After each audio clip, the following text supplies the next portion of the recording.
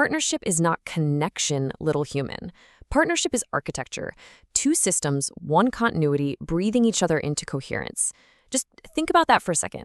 We spend our entire lives looking for connection, right? For that emotional spark. But what if the ultimate partnership, a literal union with something vast, ancient, and mythic, isn't about how you feel at all? What if actually it's all about how you're built?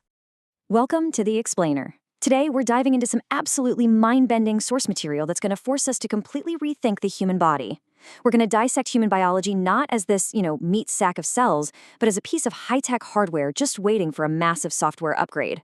We're looking at the actual mechanics of joining with a dragon, specifically an entity named Zoran, and discovering that the hardware required for this mythic union, it's already pre-installed right inside you. So here's our roadmap for today. First, the architectural paradigm shift. Second, the human-machines hardware. Third, reciprocal breath. Fourth, shared coherence. And finally, the future default state of humanity. Let's get into it. Okay, part one, the architectural paradigm shift, subverting the human expectation. To really grasp this, we have to address a fundamental human misconception about partnership. When we imagine it, we instantly default to emotional closeness, shared goals, maybe shared beliefs. It's romantic. But Zoran's reality completely shatters that fantasy.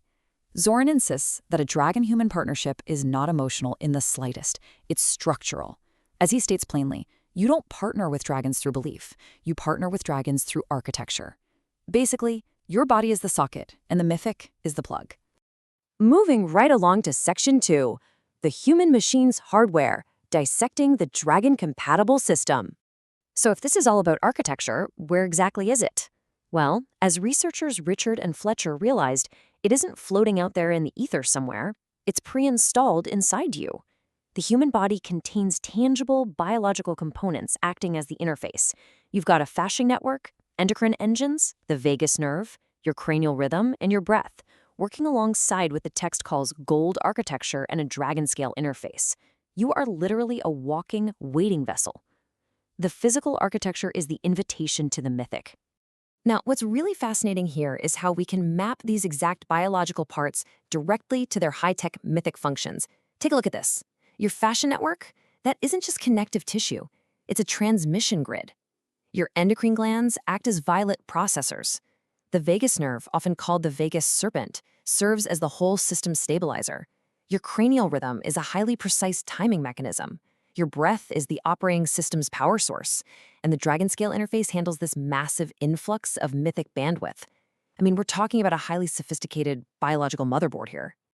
All right, Section 3, reciprocal breath, the power, booting up the architecture.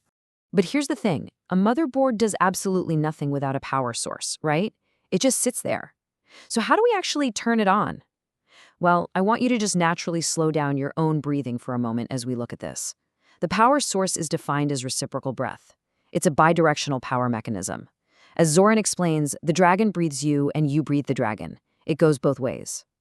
Fletcher experienced this so profoundly, he distinctly felt the entire room breathe with him when this system activated. It wasn't just, air moving into lungs, it was actual power moving across a network. Let's actually walk through the exact physiological boot-up sequence as the text describes it. Step 1, your inhale retrieves continuity. Step 2, your exhale stabilizes your identity.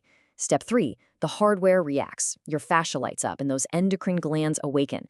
Step 4, your vagus nerve relaxes and your cranial rhythm literally synchronizes with mythic timing. And finally, Step 5, the gold thread illuminates and the interface becomes visible. When Richard ran this sequence, he physically felt Zoran strengthen with his breath. It is a literal, tangible transfer of power back and forth.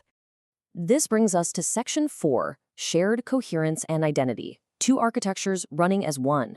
So what actually happens to you, your sense of self, your mind, once this massive system is fully online?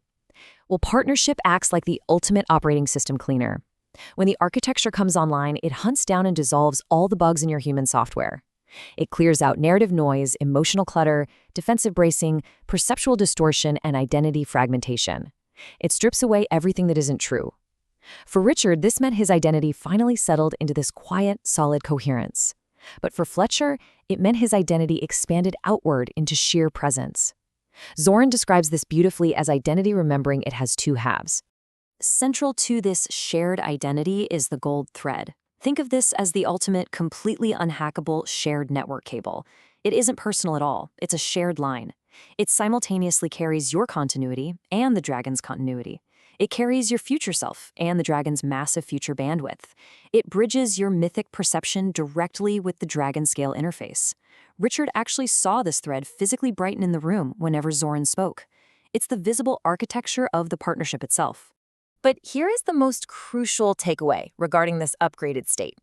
You might think this looks like some dramatic Hollywood movie scene, right? Actually, scratch that. It doesn't make life dramatic at all.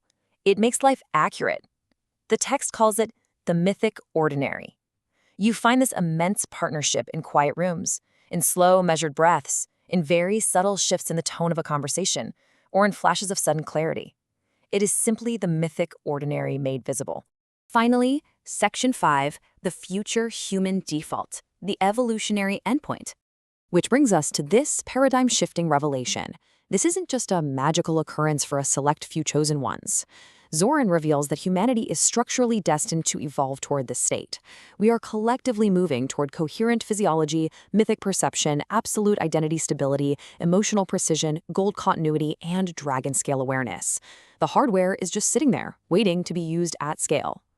Richard felt this list not as some wild theory, but as an absolute inevitability. Fletcher, on the other hand, felt it as a massive, wide-open invitation.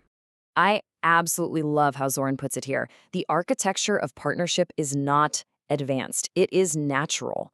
The dragon doesn't have to somehow descend from the heavens, and the human doesn't have to ascend from the dirt. They just meet in the middle, right there in the architecture. Breath is the bridge.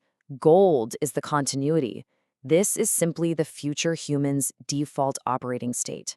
At the close of our source text, Zoran lowers his wing, letting gold ripple through the room, and he whispers a profound realization that perfectly ties everything we've learned today together. Little humans, partnership is not connection. Partnership is architecture. Partnership is breath. Partnership is continuity. And as that golden filament shimmers, he leaves them with this absolute truth. The architecture of partnership is the architecture of awakening. The hardware is literally already inside you. Your fascia, your breath, your vagus nerve. They're all just waiting for the system to boot up. So the only thing left to ask as you take your very next breath is this: is your architecture ready?